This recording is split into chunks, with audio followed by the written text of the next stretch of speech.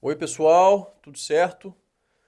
Então, hoje, mais uma vez aqui para conversar com vocês, então, dessa vez um pouco sobre Napoleão. Resolvi então fazer mais um vídeo voltado a um autor específico, né? Alguém específico, e também fazer em termos de vários vídeos seguidos sobre determinada temática, tal qual eu fiz sobre Schopenhauer, sobre Mencken.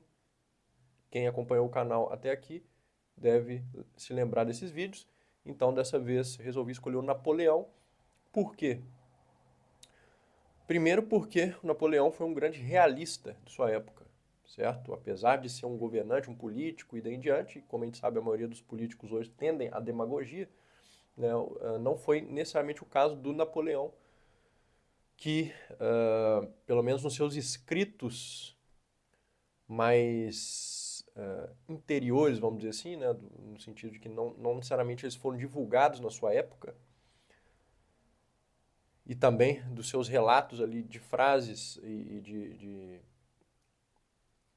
de diálogos, né, com conhecidos também, coisas foram registradas nesse sentido, daí em diante. Então, em todo esse contexto, ele teve sim uma atividade intelectual de cunho realista. E aqui para nós, né, como eu venho trazendo uma filosofia egóica, eu aconselho justamente no sentido de um realismo. Então, acho que ninguém melhor que Napoleão para a gente trazer aqui e analisar algumas de suas frases. Claro, aqui podemos também fazer críticas, né, sobre alguns desses posicionamentos, dessas frases e daí em diante, mas o mais interessante vai ser a gente conhecer um pouco disso para quem não conhece, e para quem já conhece eu também vou analisar alguma dessas frases, desses aforismos. Então, essa é a ideia aqui. Eu tenho vários livros de aforismo dele, na verdade, três ou quatro coletâneas de aforismos do Napoleão. Já li três ou quatro biografias dele. Eu tenho três em casa. Tenho um livro dele sobre a guerra, que é um livro de 400 páginas, sobre a arte militar, muitas coisas assim. E já li tudo isso, então eu acredito também, por ser, né, um personagem que eu estudei bastante, acredito que isso aí também pode trazer algo mais interessante para o vídeo, né, do que se eu simplesmente falasse de alguém que eu nunca li a respeito, ou li pouco, né? Então, Napoleão eu estudei bastante, não apenas os livros dele mesmo, dessas coletâneas de máxima e tal, mas também essas biografias, e fora artigos, né, e outras coisas paralelas aí sobre Napoleão. E ele é, de fato, uma figura-chave ali, não apenas em sua época, mas até hoje. Por exemplo, todo esse problema da Rússia atual, se a gente pensar bem, ele já estava lá no Napoleão. Então, quem estudou as campanhas do Napoleão, toda a questão dele invadir a Rússia naquela época e daí em diante, consegue fazer essa ponte. Então, por exemplo, se o Napoleão tivesse invadido a Rússia de fato, conseguido, naquela época a história do mundo seria outra. Não haveria, por exemplo, a Revolução Russa. Já imaginaram isso? Então, o mundo seria completamente distinto. Então, tudo que aconteceu posteriormente ali na Europa, na Rússia, etc., muito disso estava ligado a todas aquelas campanhas napoleônicas, a todo esse poder francês que foi se expandindo na época, certo? O próprio Napoleão criticou os ingleses que foram contra ele e a favor da Rússia, vamos dizer assim, né? No sentido de que ele falou, por exemplo, e isso eu acho uma frase icônica, assim, eu nunca vi ninguém falando disso, mas para mim isso é muito claro, que ele critica, então, os ingleses dizendo, vocês não me deixaram avançar e daí em diante, né? Porém, daqui a algum tempo, ele não fala essas palavras, né? Mas que eu estou falando de cabeça porque eu não lembro exatamente da frase dele, mas ele queria dizer mais ou menos isso. Daqui a algum tempo, vocês irão sofrer na mão dos russos. Então, e ele chama os russos de bárbaros, né? Vocês irão sofrer na mão dos bárbaros e daí em diante. Ou seja, né? Praticamente ele aí previu, né, o que aconteceria mais de 150 anos depois, certo? Então, e o que de fato está acontecendo, né? Agora a Inglaterra está tendo que se armar, ela não tem muito exército forte, a Inglaterra, né? Quem acompanha esses fatos militares consegue saber disso. A Inglaterra tem uma força naval muito grande, porém, em termos de um exército de terra, ele está bem desequipado, digamos assim, e o investimento foi pouco nas últimas décadas, então agora eles estão tendo que se rearmar, vamos dizer assim, e conseguir mais exército, né? Inclusive essa questão naval também ser fortificada em função das ameaças russas. Então, nesse sentido, faz total sentido, né, o que o próprio Napoleão tinha dito, certo? Então, daí a importância dele, ou seja, o fato de que a época dele influenciou muito até hoje e muitas das coisas que ele de fato escreveu ali e disse, etc., estão reverberando aí até hoje de algum modo, seja como uma previsão ou seja como uma observação veraz sobre os fatos, sobre tanto cotidianos quanto em questões teóricas, filosóficas, políticas, certo? Então, basicamente é esta aí a minha explicação de por que trazer Napoleão aí, certo? Então, vou separar, na verdade, esses vídeos em trechos dos livros. Vou começar com as máximas que o Balzac, o grande escritor francês, recolheu do Napoleão. Balzac era um grande fã do Napoleão, né? Como a maioria dos escritores ali da época. Mas, então, ele recolhe essas máximas do Napoleão, desde de máximas que estavam em jornais, em escritos dele, em coisas que ele falou e outras pessoas escreveram, daí em diante. Então ele vai reunindo esses escritos, né, e publica na França essa reunião de máximas. Então, na sua época, eu vou trazer aqui partes desse livro, não todas as máximas, claro, eu grifei algumas aqui que eu julgo mais importantes, então vou lê-las e discutir com vocês. Então vou fazer, vamos supor, 2 vídeos desse livro, mais 2 depois dele ainda, e depois escolho mais um de máximas e faço aí mais 2 vídeos mais ou menos. Então a ideia é fazer uns 3, 4 vídeos, tá, pessoal? Não é nada muito longo, não. E também gostaria muito de aprofundar nos aforismos, mas obviamente não vai dar, senão eu vou ter que fazer muito poucos aforismos dele. Então a ideia é ir passando um pouco aí mais rapidamente por cada aforismo. E também a ideia é que vocês comentem, né, se gostam, se estão gostando e tal, né? Se ninguém gostar e acharem ruim, eu mudo, né? Mas acredito que vai ser interessante aí para vocês também, né? Tanto para quem já leu, conhece Napoleão, quanto para quem não leu. Então vamos lá. Então o primeiro aqui que eu escolhi, aforismo deles, todos esses estão na parte do livro intitulado O Republicano e o Cidadão. Então o primeiro é assim: nos roubos coletivos não há ladrão. Então, quer dizer, eu acredito que aqui o Napoleão também ele já está fazendo uma previsão, não que ele esteja conscientemente fazendo isso, né? Mas se a gente pensar bem, toda a história do Estado, e principalmente a história que vai adentrar aí dentro das questões socialistas, ela está permeada com isso aqui, com essa observação napoleônica. Ou seja, nos roubos coletivos não há ladrão. Ou seja, basicamente como que o próprio Estado age, se a gente pensar bem. Ele age roubando todo mundo simultaneamente. Então, como ele rouba todo mundo, ou seja, como ele faz um roubo coletivo, ele próprio não se passa como um ladrão. Por quê? Porque, digamos que essa responsabilidade, ela se dissolve no todo, certo? Junte-se a isso o hábito humano, e as gerações vão se passando, etc. E quando a pessoa já nasce ali dentro, ela não percebe esse movimento, né? Ou seja, que está acontecendo um roubo coletivo, mas exatamente por isso o ladrão não surge ali dentro, certo? Porque todos estão sendo roubados. Então, isso se passa também no sentido do poder, né? Como todos estão sendo coagidos por um determinado poder, por exemplo, todos estão sendo oprimidos, muitas vezes essa opressão ela não é trazida à luz da consciência. Por quê? Porque ela é tida como normal, certo? Porque se todos estão passando por aquilo ali, então ninguém está, digamos assim, né? Ou seja, essa frase do Napoleão, essa percepção dele, ela corrobora, né, todos esses pontos aí. E aqui, obviamente, ele não está falando que você deve roubar coletivamente, ele simplesmente está fazendo um apontamento. Isso é o interessante do Napoleão, é a visão realista. Inclusive tem uma parte aqui do prefácio do próprio Balzac, que eu esqueci de ler aqui, que diz respeito justamente a isso, tá? Balzac chama as frases dele de espada, que corta e daí em diante. Vamos ver aqui se eu acho.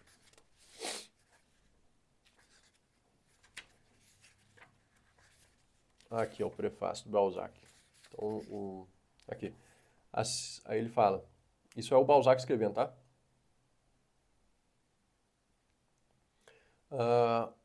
E como, neste verdadeiro época, ele soube tudo ver e tudo observar, decidimos incluir aqui todas as frases importantes.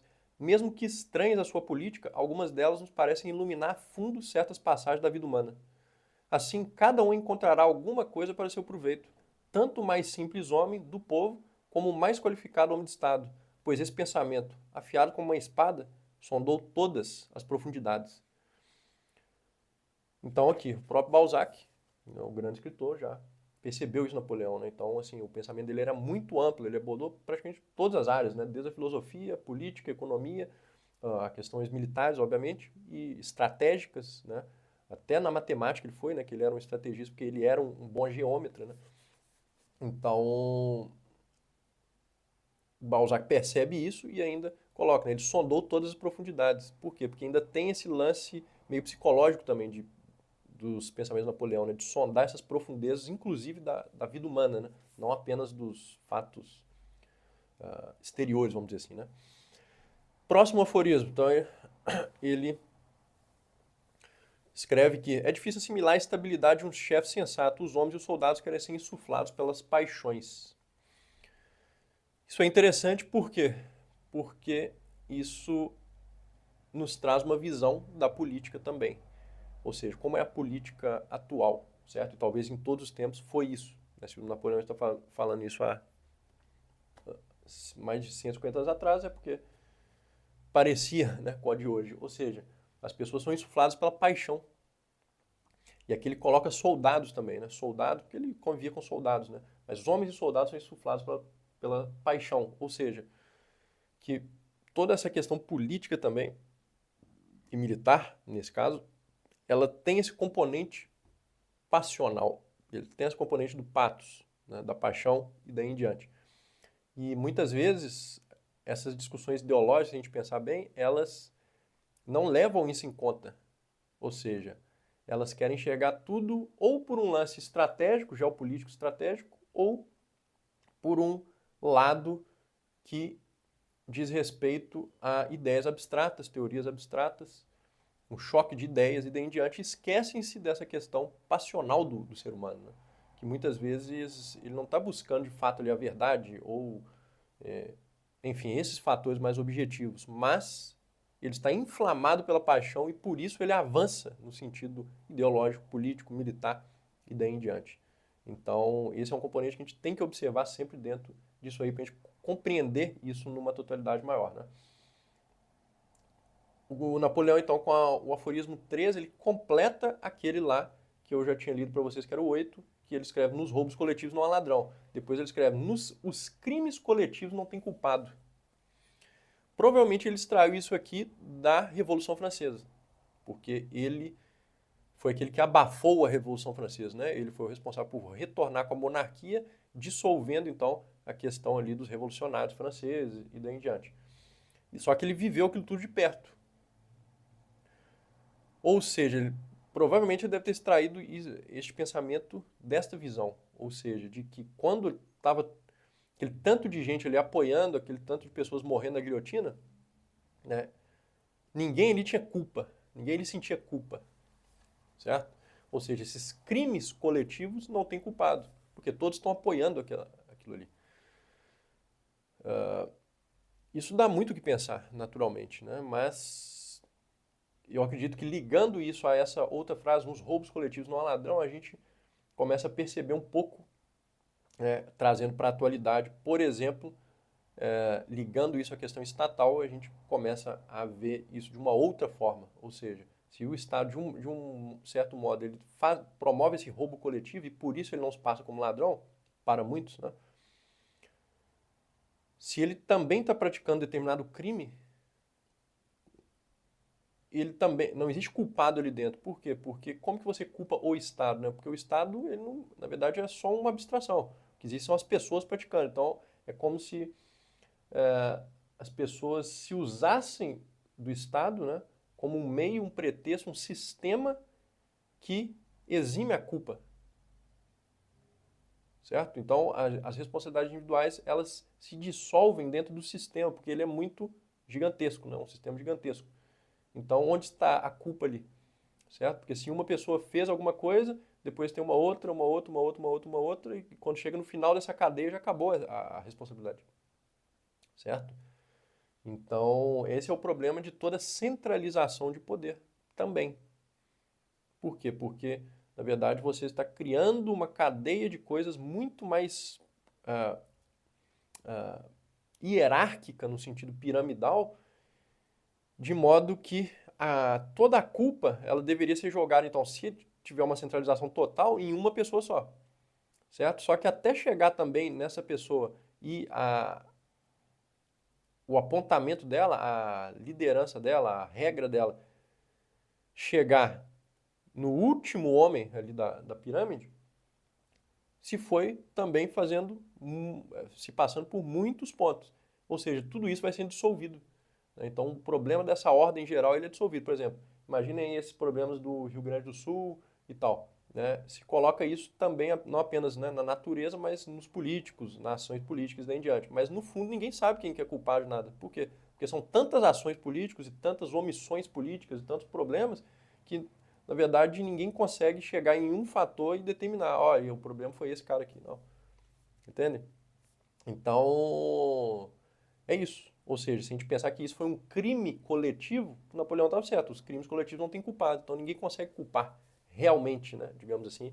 Você pode pegar alguns como um bode expiatório, vamos dizer assim, né? Que é o que se faz em geral.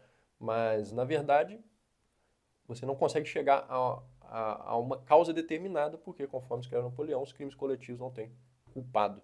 Certo? Próximo aforismo.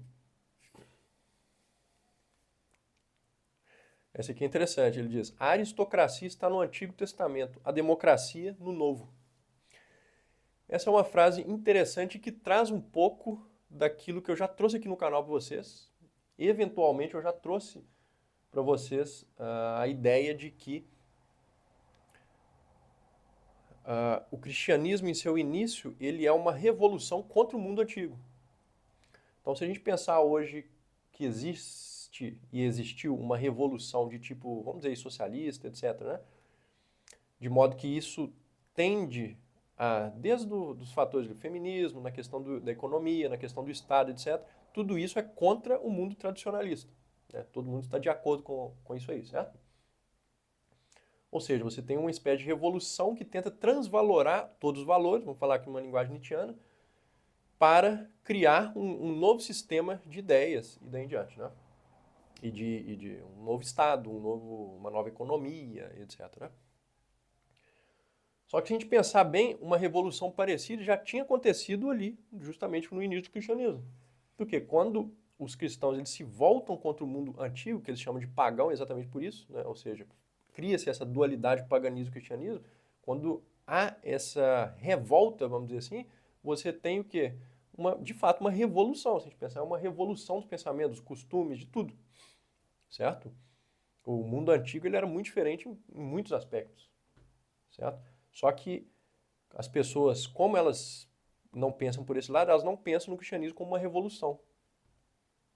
E é interessante que mesmo os cristãos de hoje, quando eles estão se achando tradicionais, na verdade eles são os tradicionais, mas eles eram os revolucionários na época. Então, para um grego antigo, o cristão era o revolucionário.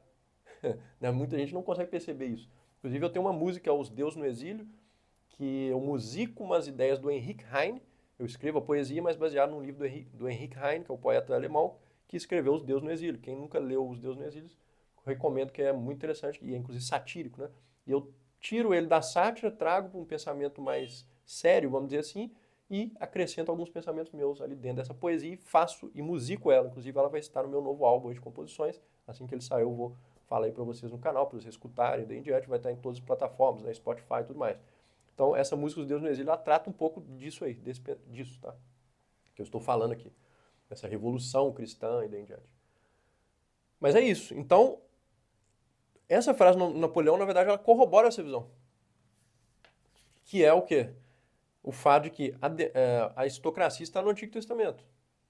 Então, quer dizer, o Antigo Testamento ele tem uma visão política, econômica, vamos dizer assim, não que isso esteja ali na cara, né? Vamos dizer assim, mas está nas entrelinhas, certo? Então, você pode extrair uma aristocracia daquela visão do Antigo Testamento e do Novo Testamento você extrai o quê? Uma democracia, que é o que Napoleão está dizendo aqui, né? Então, a democracia no Novo Testamento. Ou seja, é uma revolução política, certo? Então, se você tem um pensamento voltado à aristocracia é uma coisa, se tem uma democracia é completamente outra, certo? E, de fato, as democracias elas começam a surgir o quê? Quando é passado, depois de muitos séculos, né, esta visão cristã da igualdade, ela adentra a política, certo? E para mim, né, e essa é uma tese que eu levo adiante também, na verdade o próprio socialismo, etc., né, ele não é mais do que o quê? Uma expressão a longo prazo das próprias ideias cristãs. Claro que isso vocês não vão ouvir de ninguém, porque ou a galera é de esquerda e não leva em conta a questão cristã e de religião, ou você tem a galera de direita e tal, que vê isso como totalmente separado, né? Eles veem, quer dizer, o socialista de um lado, o cristianismo completamente de outro. Mas não conseguem ver esse fio da meada, ou seja, que, como dizia o Nietzsche, né, o, o, muitas das coisas que estão acontecendo nesse mundo são dinamites cristãs. Em qual aspecto isso? De que a longo prazo esse pensamento de igualdade cristã, a própria igualdade entre homem e mulher, isso é cristão, nenhuma outra cultura tem isso, se vocês pensarem, né? Isso é uma, segundo Nietzsche, uma dinamite cristã, ou seja, a longo prazo as dinamites elas vão explodindo, né? E aquilo que foi uma revolução inicial, ela vai gerando a longo prazo outras revoluções, mesmo que não tenha necessariamente a ver com as primeiras coisas, né? Mas são desdobramentos a longo prazo dessas ideias, vamos dizer assim, né? Então, de fato, quando você pega essa igualdade do homem perante Deus, né? Porque para os gregos ninguém era igual, né? Os deuses estão tudo lá rindo um da cara do outro, estão tudo brigando entre si, né? Guerreando e estão rindo dos homens, né? Isso que para os deuses, para os gregos, os deuses são isso aí. Eles não estão cuidando dos homens, eles não estão preocupados com a igualdade humana, eles não estão preocupados com nada disso, né? Daí vem o cristianismo, o que ele faz? Não, os homens são iguais perante Deus. Então, quer dizer, você coloca um pensamento de igualdade na Terra, né? Então, a longo prazo, essas ideias, né, assim como o ressentimento, a culpa, a compaixão também, né, vai adentrando, ela vai o que? Gerando esses outros sistemas. Então, se vocês pensarem bem no que é baseada a democracia, igualdade e tem esse lado da compaixão, solidariedade, vamos dizer assim, né? Que não era algo que existia no mundo antigo nesses termos mais expandidos, vamos dizer assim, né? Não que as pessoas não tivessem compaixão, elas tinham, só que não era isso passado à questão política, entende? Entendem? Então, o valor dessas coisas, elas mudam depois do cristianismo, né? E aos poucos vão adentrando. Agora, isso é totalmente culpa também do cristianismo? Não, não necessariamente. Por quê? Porque ninguém sabia os desdobramentos. Essa é a questão. Não existe culpado, vamos dizer assim, nisso aí. A gente até poderia culpar. Ah, vamos culpar lá os primeiros cristãos. Mas eles mesmos não tinham ideia do que ia acontecer 2000 anos depois, entende? Então o problema é muito mais profundo que simplesmente achar um culpado. Não é que alguém seja culpado nesse caso aí. É que simplesmente foi acontecendo essas coisas sem que ninguém prevesse. Agora, você também não pode tirar totalmente essa responsabilidade e não querer ver da onde essas coisas vieram só porque você tem uma fé, alguma coisa assim, né? Então, esse é o perigo atual, as pessoas não conseguirem mais ver isso de um modo contínuo na história, né? Simplesmente por quê? Porque elas querem ver só o que elas acreditam. É um pouco daquele vídeo que eu tinha falado da cretinice intelectual, da crença e do interesse, né? E ele explica um pouco mais profundamente isso aí. Beleza, pessoal? Então não vou adentrar muito aqui, porque, né, senão vai ficar muito longo a explanação desse aforismo em si. Mas então vamos para o próximo aqui. Esse é muito interessante. O Napoleão diz o seguinte: o homem menos livre é o homem de partido. Olha que interessante, né? Então ele, melhor do que ninguém, como ele estava dentro da política, dentro do Estado e daí em diante, ele percebeu isso, certo? E ele, na verdade, era bem contra a questão, por exemplo, de assembleias e daí em diante, porque ele achava que era muita discussão, era muita coisa e nunca você conseguia avançar as pautas. Ele não conseguia avançar as próprias pautas ou de quem estivesse no poder, porque era tanta discussão, era tanta coisa que você travava todo o andamento das coisas, né? Então, travava o próprio poder, vamos dizer assim, né? E, e é interessante, porque quando ele diz, então, o homem menos livre é o homem de partido, a gente pode especular muita coisa, certo? Porque vamos colocar aí dentro das democracias atuais. O que acontece também? Exatamente isso, ou seja, o político ele está muito refém daquilo ali. Ele está muito refém do seu partido, ele não consegue avançar coisas, ideias próprias, muitas vezes, etc., porque ele está dentro daquele partido ali. Podemos tomar partido numa acepção mais ampla também, ou seja, um grupo ideológico maior, né? As pessoas hoje, esses militantes, por exemplo, eles estão completamente refém daquele pensamento ali, eles não conseguem ir além. Se eles falarem uma palavrinha a mais, a galera ali manda para fora, né? Começa a zoar o cara, etc. Né? Por quê? Porque ele falou uma coisa ali fora daquele pensamento, né, de massa ali, de partido, enfim, né? Vocês sabem bem o que é isso aí, justamente porque a gente passa uma época muito decadente nesse sentido, certo? Ou seja, principalmente os jovens, né? Eles não conseguem mais pensar algo próprio de fato. É sempre essa coisa grupal, o grupinho ali, você obedecendo a uma questão ideológica e daí em diante. Né? Então, os próprios professores, outro dia eu estava vendo uma notícia disso, reclamando exatamente disso, que eles em sala de aula não conseguem, tem que ficar sempre com o pé atrás a cada coisa que eles falam, porque se eles falarem uma coisinha que está fora ali daquela cartilha, os próprios alunos caem lá querendo moralizar o professor, né? Isso é horrível, porque você cria uma sociedade de moralistas, né? O tempo inteiro o cara quer julgar o outro pela mínima coisa que ele fala, né? Então, quer dizer, as pessoas perdem a liberdade numa sociedade dessa. Esse aforismo é bem interessante. A ambição do poder é a mais forte de todas as paixões. Isso é bem interessante do ponto de vista aí da visão psicológica, né? Quando a gente associar então cratologia e psicologia, que é uma das coisas que eu já fiz aqui no canal, só que obviamente por outras perspectivas, em outros assuntos, né? Mas aqui o Napoleão então coloca: a ambição do poder é a mais forte de todas as paixões. De fato, quando a gente pega aquela frase vulgar de que o poder corrompe, na verdade não é mais do que isso aqui, não é que o poder corrompe, é porque a ambição pelo poder, conforme Napoleão diz, é a mais forte de todas as paixões. Então, você vai perseguir aquilo ali quando você entra dentro daquilo o máximo possível. Então, não é que você necessariamente é corrompido, você está seguindo aquelas paixões ali ao máximo, né? Por quê? Porque a ambição do poder vai fortificando essas paixões, digamos assim, e deixa a pessoa às vezes cega para outras coisas, né? Então, em certa medida, sim, a gente pode pensar que é uma corrupção, né, da pessoa, mas ao mesmo tempo ela está seguindo as próprias paixões. Então, será que é uma corrupção ou será que, na verdade, aquelas potências, possibilidades já estavam dentro da pessoa porque ela já tinha aquelas paixões, vamos dizer assim, né? Que foram apenas estimuladas e então ela fez aquela outra coisa, certo? Então, não é necessariamente uma corrupção, né? É uma expansão de alguns pontos que acabam gerando consequências ruins, né? Essa aqui é muito interessante. Eu já falei algo parecido aqui em outros vídeos também, que ele fala o seguinte: o homem só deixa marca na história se tiver um forte caráter. Que é uma frase que se assemelha muito à do Goethe, que também escreve mais ou menos assim, que apenas as grandes personalidades conseguem gerar grandes coisas e daí em diante, né? Então, ou seja, aliás, a força da personalidade, né, é aquilo que guia o homem para as grandes obras e daí em diante. Então, Napoleão escreve, né, o homem só deixa mais na história se tiver um forte caráter. De fato, né? Então a gente vê da onde que vem esse forte caráter. Parcialmente daquilo que eu já disse em outros vídeos aí para vocês também sobre essa estruturação, superestruturação do ego.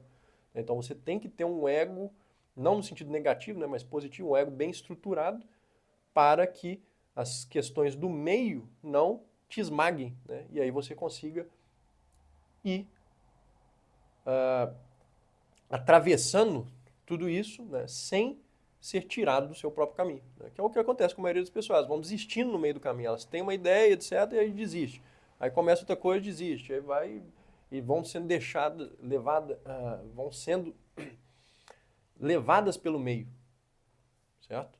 Elas não conseguem seguir uma meta, né? E isso só o forte caráter consegue. Essa frase dele aqui também é muito boa, 48. A adversidade é a parteira do gênio.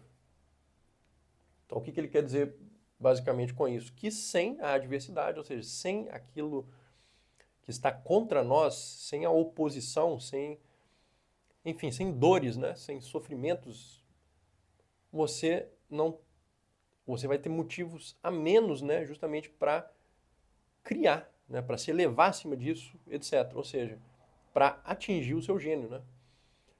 Ou seja, você aquela frase do romântico que o próprio do romantismo, né, que o próprio Beethoven às vezes falava, a alegria pelo sofrimento, né? Ou seja, você tem um determinado sofrimento, mas através dele você cria algo que vai gerar uma alegria depois, que vai trazer gênio ao mundo, que vai trazer obras e daí em diante, né? Ou seja, aquela coisa que na verdade é um ideal meio romântico. Então o Napoleão ele está naquele meio ali, ele é da época do próprio Beethoven, né?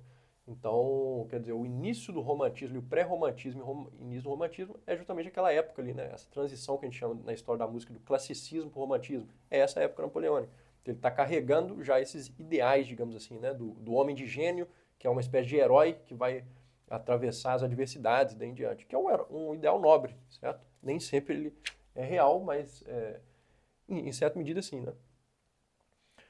Essa frase dele é muito boa.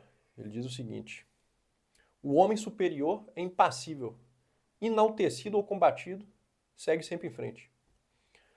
Ou seja, isso se liga à frase anterior da questão do caráter, né? Ou seja, é a impassibilidade é que gera o homem superior. Por quê? Conforme ele pode estar escrevendo, enaltecido ou combatido, ele vai seguir em frente.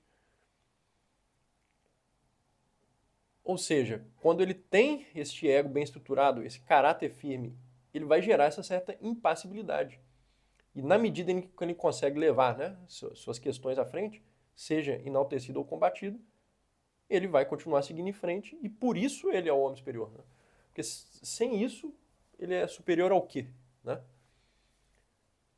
Quer dizer, ele tem que ser superior ao meio, né? Ele tem que ser ele mesmo, ele tem que ter o caráter individual, essa impassibilidade individual para ele atravessar tudo isso e conseguir seguir em frente. Certo?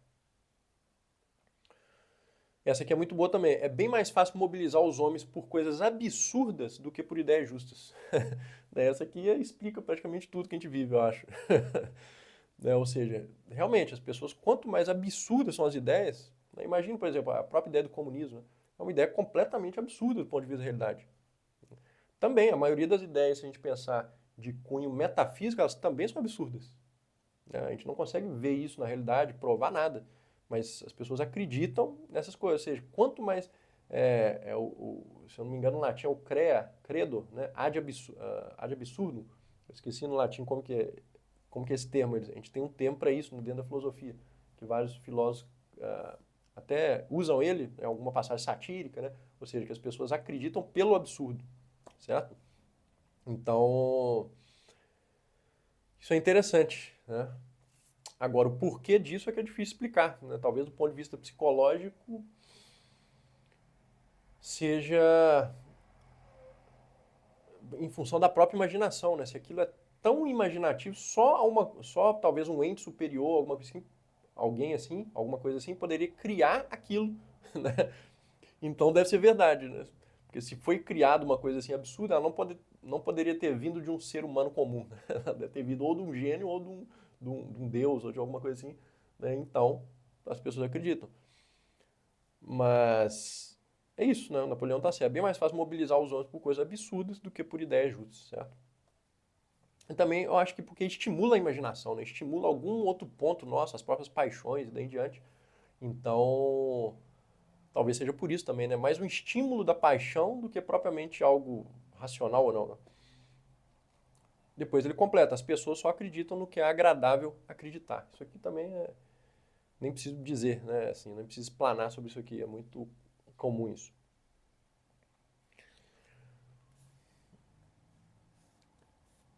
Essa aqui é muito boa também. A maior parte dos que não querem ser oprimidos se tornam opressores.